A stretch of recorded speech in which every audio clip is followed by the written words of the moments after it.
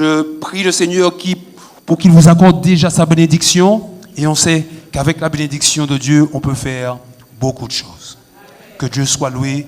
Donc pour ce moment que nous allons partager ce matin, et pour introduire ce temps de réflexion, je voudrais qu'on puisse prendre un temps de jeu.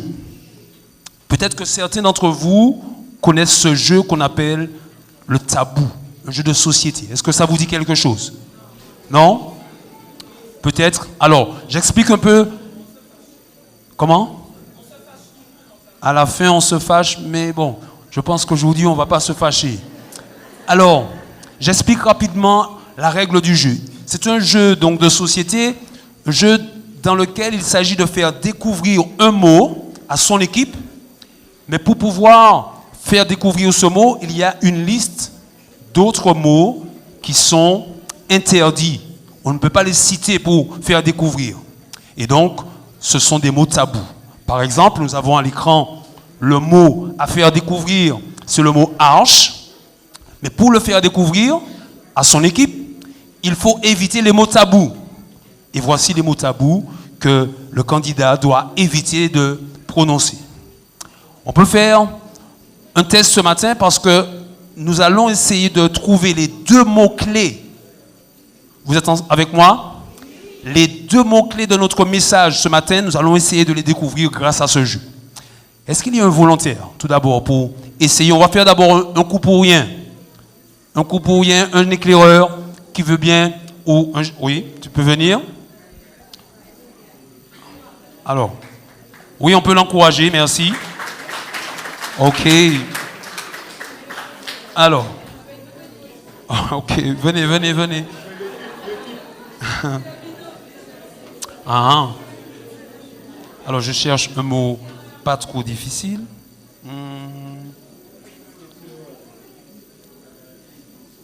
Tata. Un éclaireur pour les accompagner également, s'il vous plaît. Tu peux venir.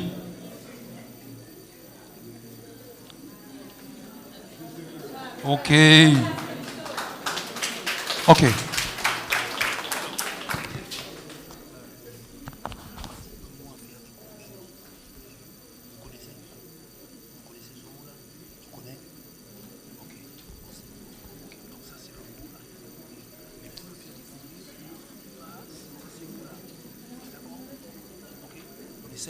Ok, on va essayer de vous faire découvrir un mot. C'est un coup pour rien. Et les enfants vont tenter à tour de rôle de vous expliquer de quel mot il s'agit sans citer les mots tabous.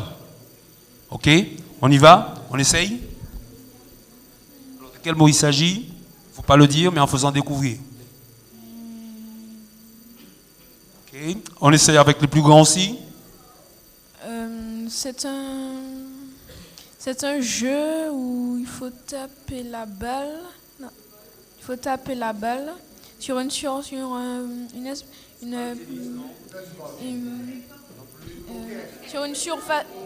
une petite surface plane. Alors on essaye. Et il y a un filet. Ok. Le mot c'est le ping-pong. Ok, on peut les applaudir. Merci les enfants. Vous pouvez retourner à votre place. Merci. Alors ça, c'était le coup pour rien. Mais on va essayer maintenant de trouver donc les deux mots qui vont nous concerner pour le message de ce matin. Mais cette fois-ci, effectivement, nous allons demander à des chefs de venir aussi se prêter au jeu. Et après, nous demanderons aussi à un adulte dans l'assemblée. Pour le premier mot, un chef. Pour nous... Ah ben oui, merci. Alors... Maintenant, ce n'est plus un coup pour rien, on est vraiment dans le jeu pour découvrir les deux mots qui vont nous accompagner ce matin. Voici le mot à découvrir et voici les mots tabous. 30 secondes. Alors dans le jeu, on n'a pas le droit non plus de faire des gestes. Il ne faut pas mimer. Ok? C'est parti. Alors, batterie du corps. Très bien, le cœur. Alléluia.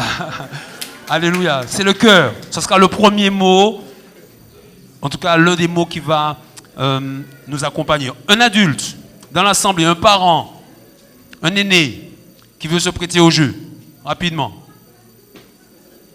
Un volontaire? Ok, merci.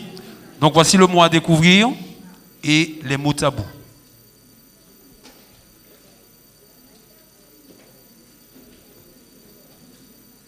Vous allez trouver facilement. Mis à part. Ok, c'est ça. C'est le mot consacré. Merci beaucoup. Merci. Voici donc les deux mots qui vont nous accompagner. Il s'agit donc du cœur et cette démarche de se consacrer. Se consacrer à Dieu de tout son cœur, c'est certainement le chemin à suivre quand on veut revenir à l'essentiel.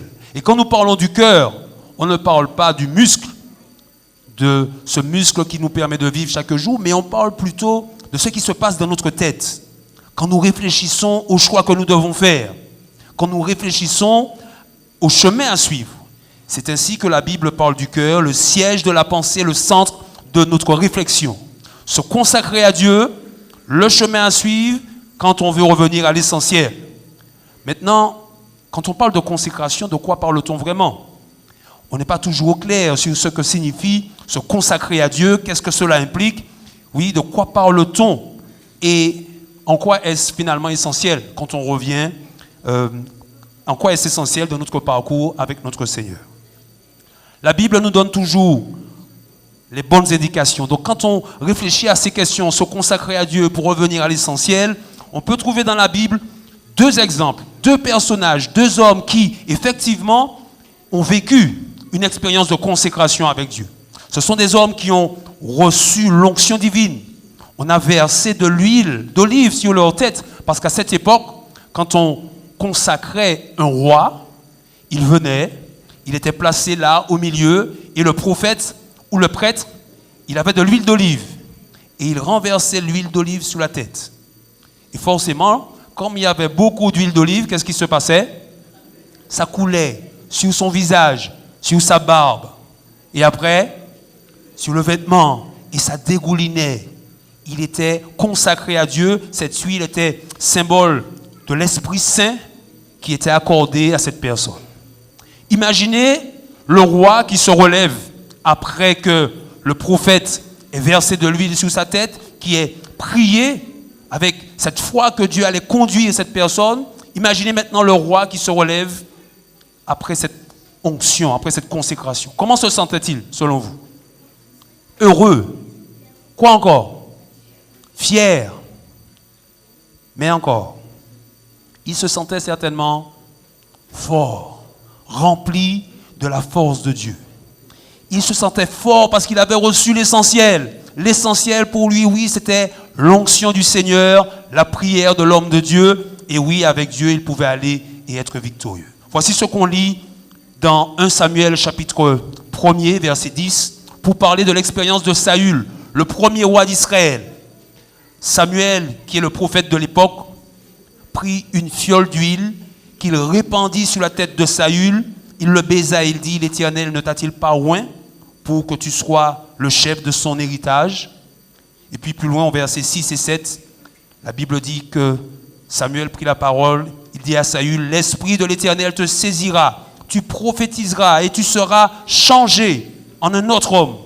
Lorsque ces signes auront eu pour toi leur accomplissement, fais ce que tu trouveras à faire, car Dieu est avec toi.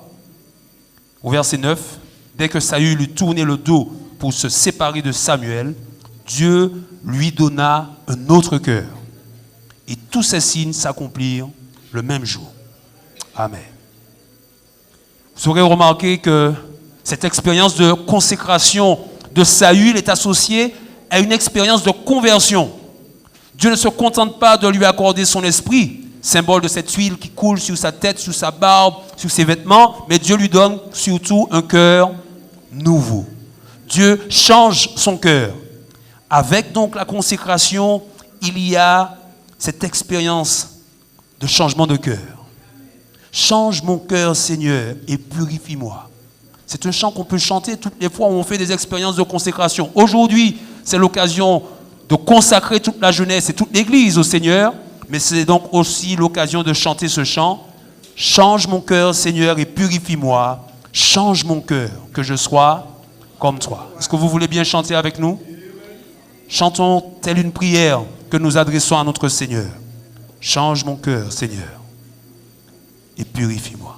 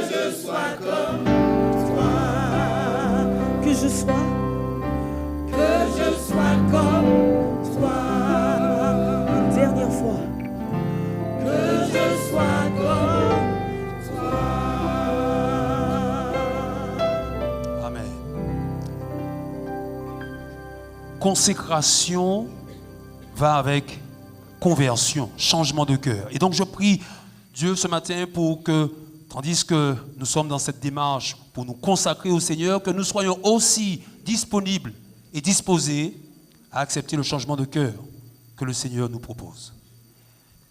Ce qui a été fait pour Saül, le premier roi d'Israël, a aussi été fait pour David, le second roi. Lui aussi, il a été oint avec l'huile d'olive qui coule sur sa tête, sur sa barbe, même s'il n'en avait pas encore, sur son vêtement. Lui aussi a reçu cette prière de consécration, ce changement de cœur. Et au début de leur ministère, pour Saül et pour David, ils étaient remplis de la force de Dieu. Ils étaient prêts pour aller faire des exploits. Avec Dieu, nous ferons des exploits. Certainement que c'était leur chantème au début de leur ministère. Avec Dieu, nous ferons des exploits. Pour nous, c'est vrai aussi, tandis que nous nous consacrons à Dieu. Avec Dieu, nous ferons des exploits. On peut le chanter. Avec Dieu, nous ferons des exploits. S'il change nos cœurs, si nous nous consacrons à lui, sans aucun doute, avec le Seigneur, nous ferons des exploits.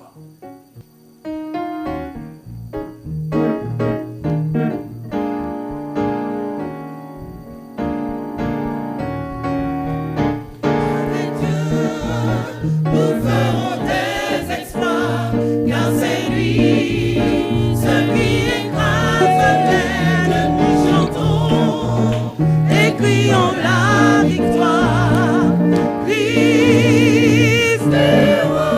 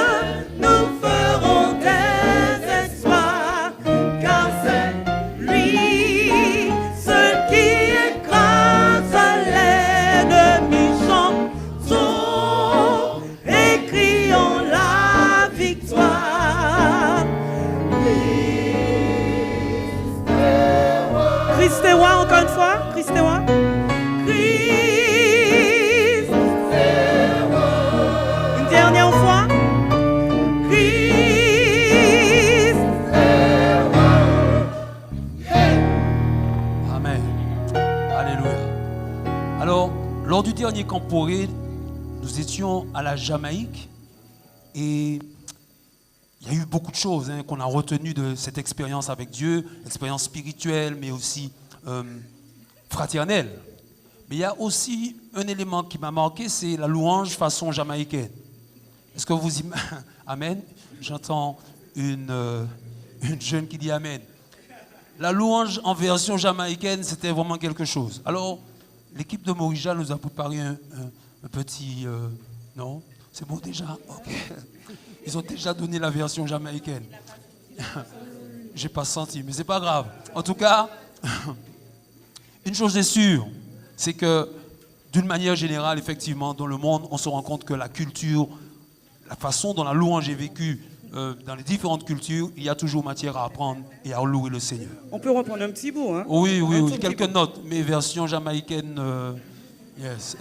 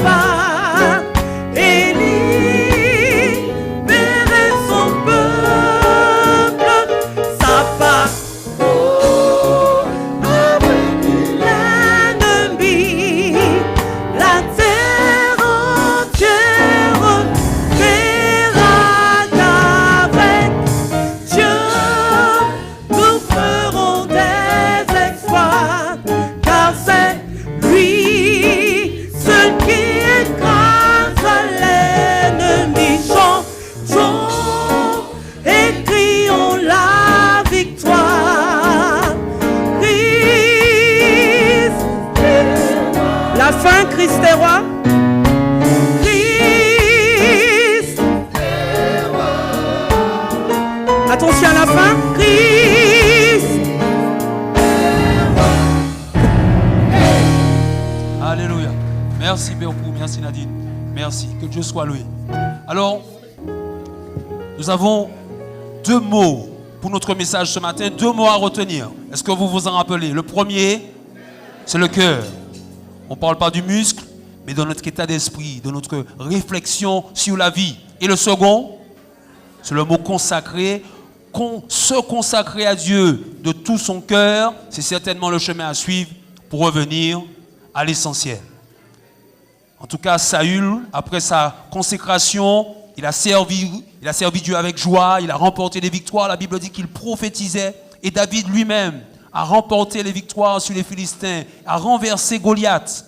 Et nous aussi, on l'a dit, nous pouvons être au service de Dieu, remportant des victoires en étant des artisans de paix, là où Dieu nous place, artisans de réconciliation, référents de justice et de bien.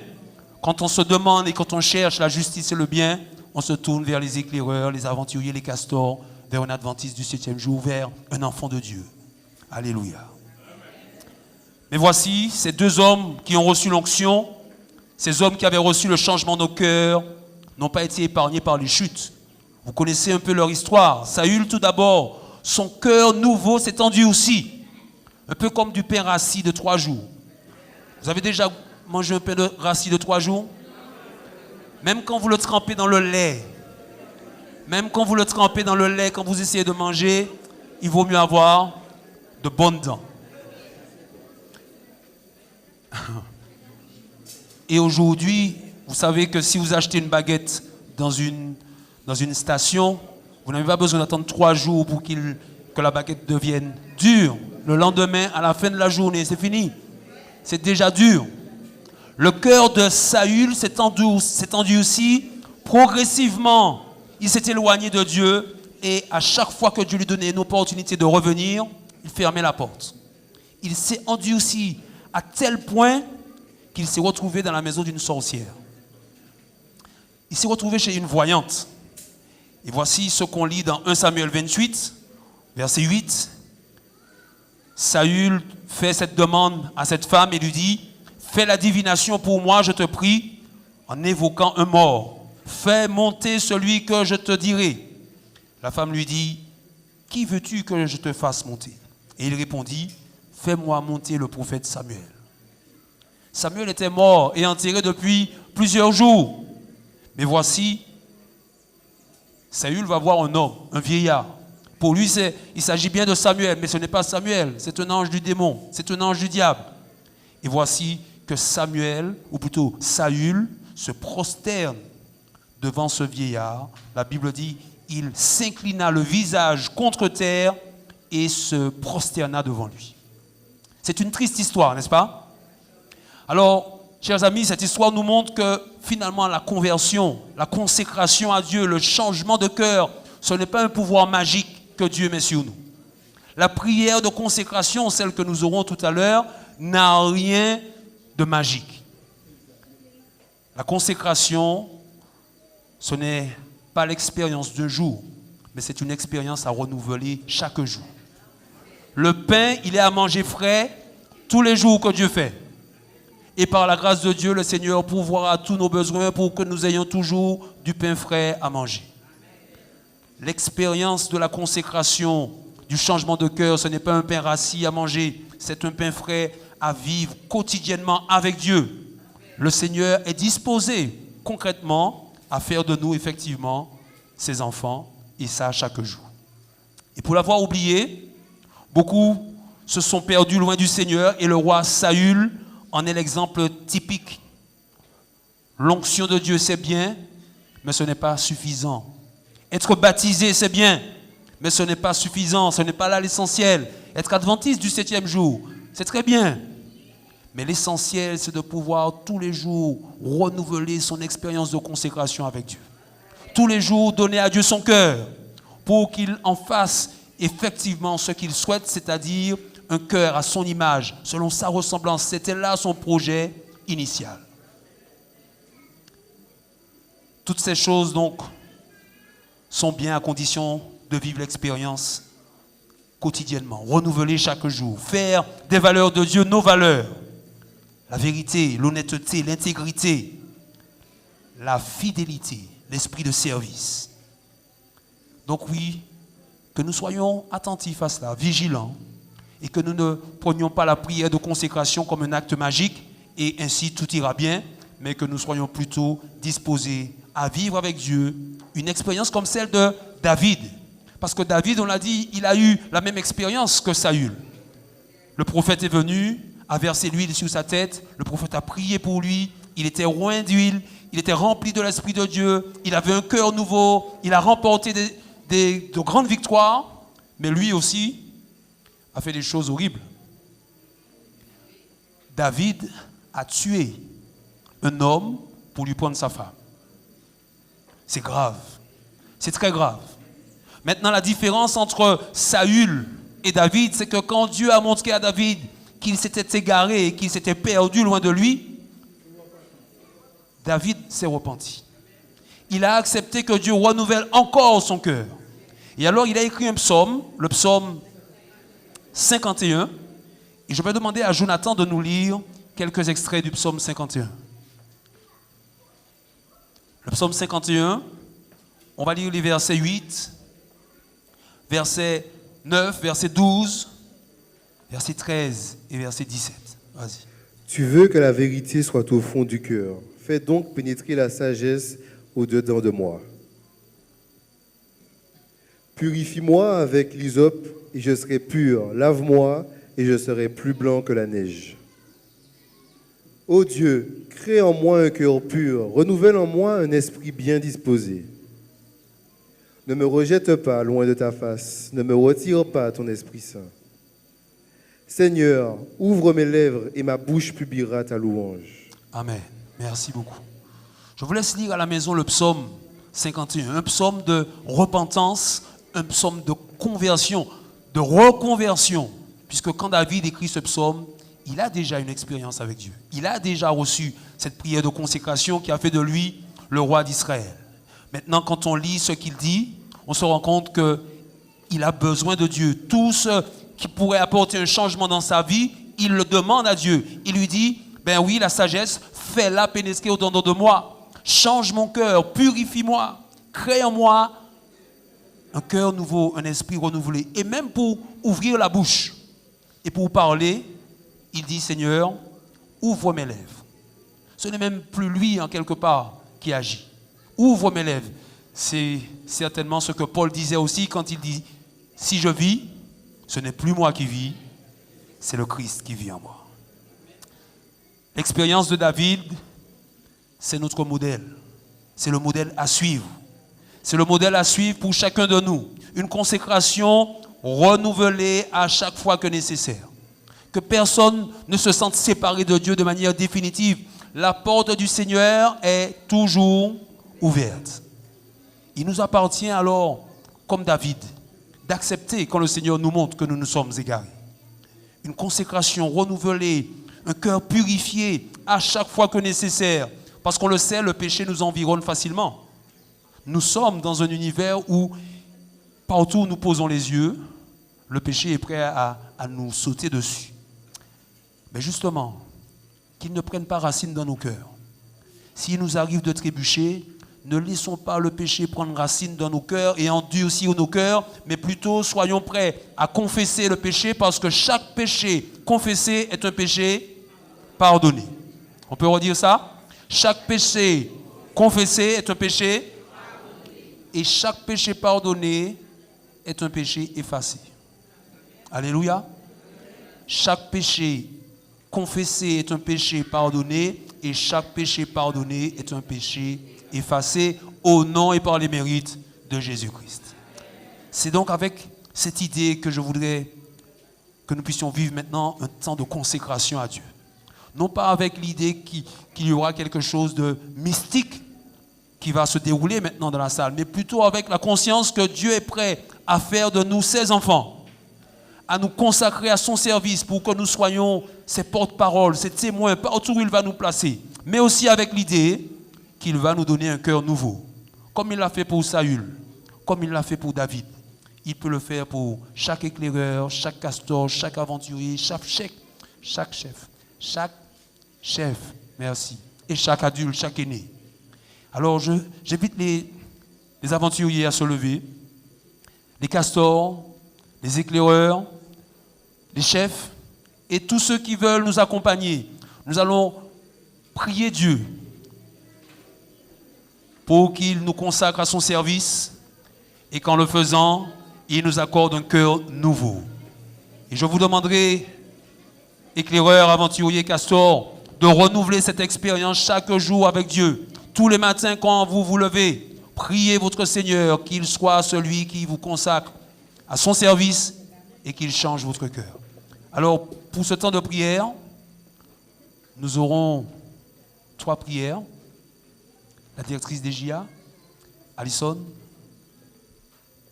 notre ancien Gaël qui va nous accompagner. Je ferai aussi une prière. Ouvrons notre cœur au Seigneur. Chantons ces paroles du numéro 394. Contemplez mon Dieu sur son trône. Vivra avec Jésus dans le ciel. Jetez à ses pieds ma couronne. C'est là le bonheur éternel. J'invite l'assemblée à se tenir debout, s'il vous plaît. Contemplez mon Dieu sur son trône. Vivra avec Jésus dans le ciel. Jetez à ses pieds ma couronne. C'est là le bonheur éternel. Dans le ciel, vivra avec Jésus dans le ciel.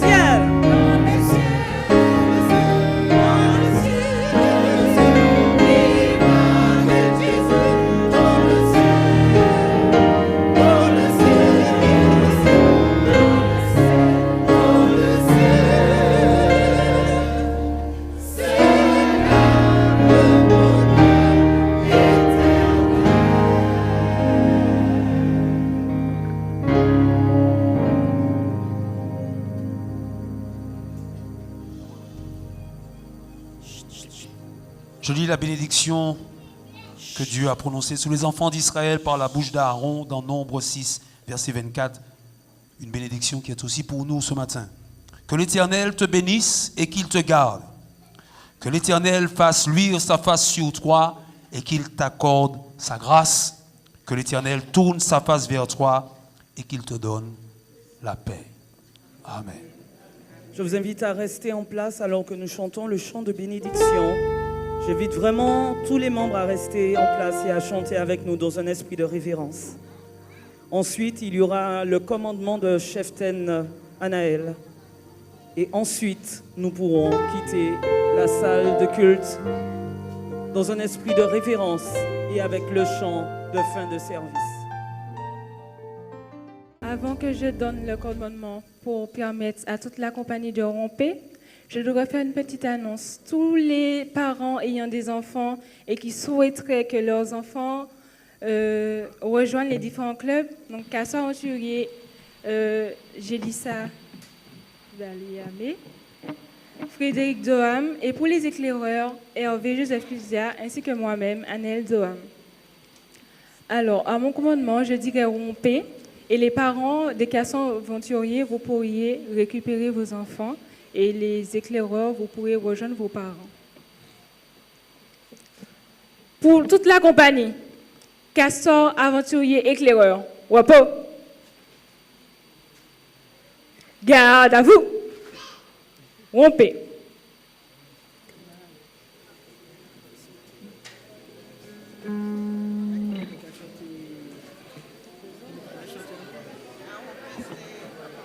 Dans la révérence, s'il vous plaît. Dans la révérence, s'il vous plaît.